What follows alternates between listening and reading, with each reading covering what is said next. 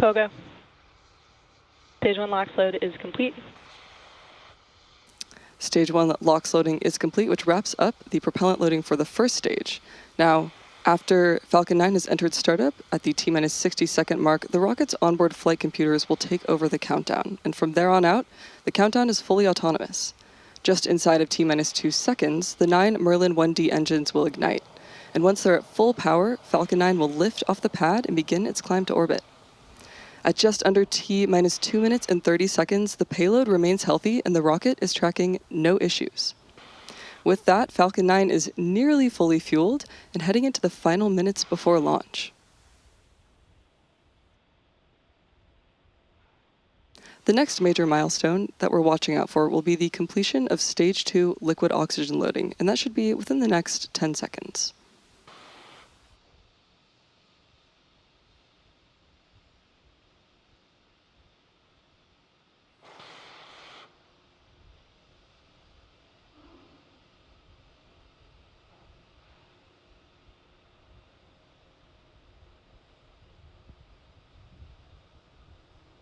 Stage 2 LOX load is complete.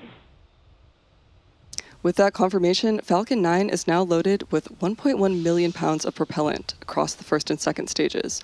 And at this point, you've probably also noticed the white clouds venting from the rocket through the fog. Ground gas close out.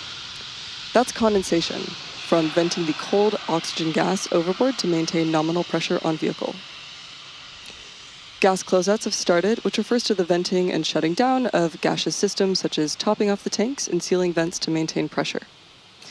At this point, we are standing by for confirmation that Falcon 9 is in startup at the T-minus 1 minute mark.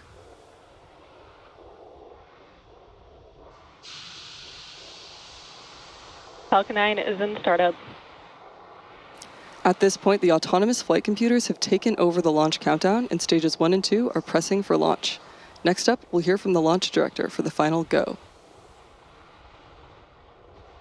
LD is go for launch.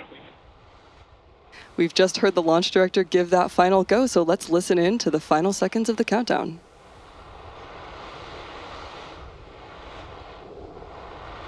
T-minus 30 seconds.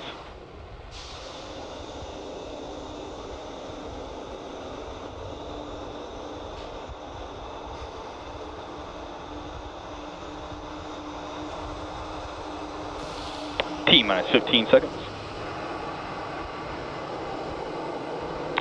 T-minus 10, 9, 8, 7, 6, 5, 4, 3, 2, 1. Ignition. And liftoff of Falcon 9. Go SpaceX, go NROL-48.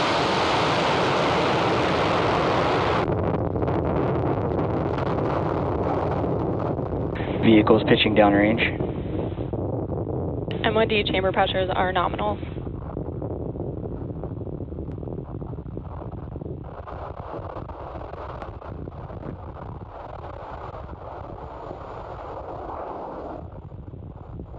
At T plus 30 seconds and counting, Falcon 9 has successfully lifted off from Vandenberg Space Force Base. And in just a few seconds, we'll throttle the engines down in preparation for max Q, a period of maximum aerodynamic pressure. This is a critical moment during flight because the combined stresses caused by Falcon 9 accelerating through the atmosphere and the ambient static pressure are at their greatest. Falcon 9 is supersonic. To help go from vertical to horizontal, the first stage also performed a pitch kick just after liftoff. This is a maneuver known as a gravity turn, where the engines gimbal a small amount, and it turns the first stage from going straight up to max Q. Horizontal. We just heard the confirmation of max Q, where the rocket experienced the greatest mechanical stress during flight. The rocket typically needs to go 17,500 miles per hour horizontally in order to avoid being pulled back to Earth and get into orbit. You can track our progress to orbit by watching the left corner of your display. That's showing first stage, velocity, and altitude.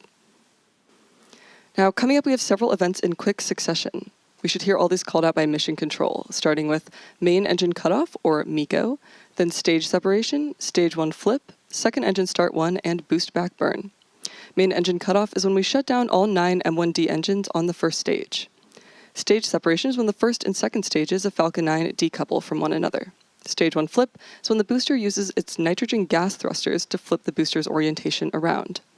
Second engine start 1, we will light the MVAC engine on the second stage for the first time, and after that is boostback burn, where the engines will light to place stage 1 on a trajectory to the landing zone. So keep an eye out for those events happening back to back.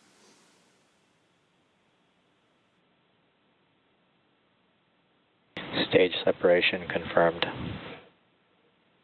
Eco.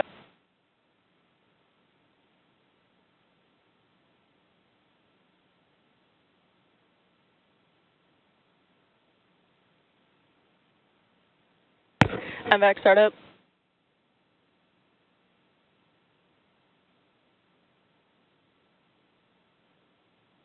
And there we had confirmation of MECO, stage separation, stage 1 flip, second engine start 1, and boostback burn. Coming up will be fairing separation just a few seconds from now. The fairing jettisons away from the second stage as it is no longer needed to protect the payload once we're in space. Fairing separation confirmed. Great confirmation of fairing separation, and as mentioned earlier, we will be attempting to retrieve those fairing halves again once they fall back to Earth.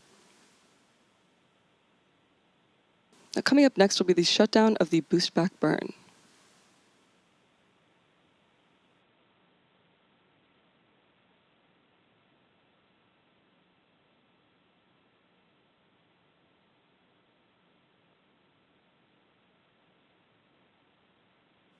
We are currently at T plus 3 minutes and about 30 seconds into today's mission, and the next major milestone is coming up at the T plus 6 minute mark, when you should see the first stage's entry burn on your screen. To start that entry burn, we will be lighting the 3 M1D engines on the first stage, starting with the center engine, known as E9, and followed shortly by the E1 and E5 engines. This is similar to pumping the brakes to slow the vehicle down as it passes back into Earth's atmosphere.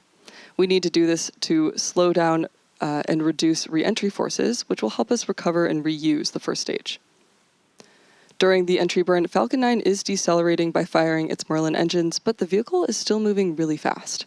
And this causes it to fly through Merlin's exhaust gases, also known as the rocket's plume, which deposits a layer of soot on the vehicle's surface. That's why our flight-proven vehicles look the way that they do. That soot comes from the carbon-based fuel that Falcon 9 uses, and with each flight, that layer of soot builds up a little bit more on the surface of the vehicle. Both vehicles are on a nominal trajectory. Now we are still more than 1 minute away from the beginning of the entry burn. On the left side of your screen, you can see the first stage decelerating and making its way back to Earth. At the request of our customer, we will not be displaying any views of Stage 2 for today. We do have some great views of the Falcon 9 first stage on its return journey, and it's not only using those Merlin engines, but also nitrogen gas thrusters and titanium grid fins for control. Reusability is key to lowering the cost of spaceflight, enabling more investments in critical space infrastructure. The Falcon 9 first stage supporting today's mission is performing this entry burn for its 18th time. And the payload fairings are also flight proven, with one half flying for its 28th time and the other for its 27th.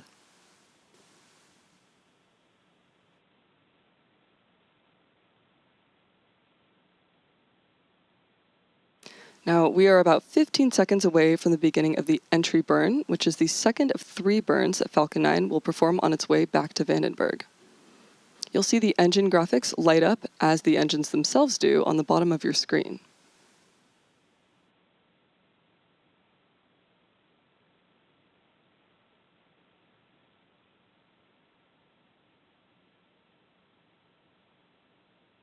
The entry burn has begun for the first stage.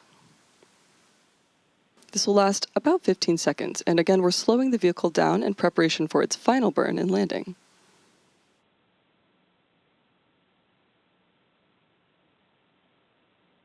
Now the entry burn is shut down on the first stage, and coming up next will be the landing burn in a little bit less than a minute from now. The Merlin engines on the Falcon first stage are optimized for sea level, and they each achieve around 190,000 pounds of thrust each during ascent and descent. At liftoff, Falcon 9's first stage has thrust greater than 5 747 airplanes at full power. In comparison, the single MVAC engine... Stage 1 FTS has safed. The single MVAC engine on the second stage has a much wider nozzle than the M1D sea-level engines, and it's optimized to operate in space, producing 225 pounds of thrust in vacuum.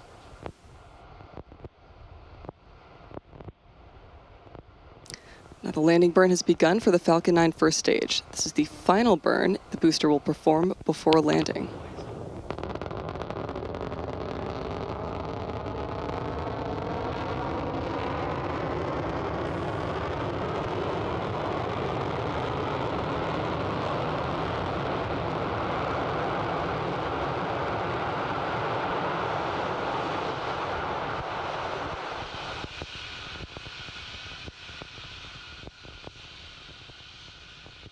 Another successful landing of our Falcon 9 rocket. This was the 18th, Stage 2 is in terminal guidance. This was the 18th launch and landing for this first stage. Now, as a reminder, we will not be showing any Stage 2 or deployment views at the request of our customer. So with that landing of the Falcon booster, we will be bringing our webcast to a close. We'd like to thank the NRO for entrusting us with today's mission, and we'd also like to thank the Range and FAA for their support.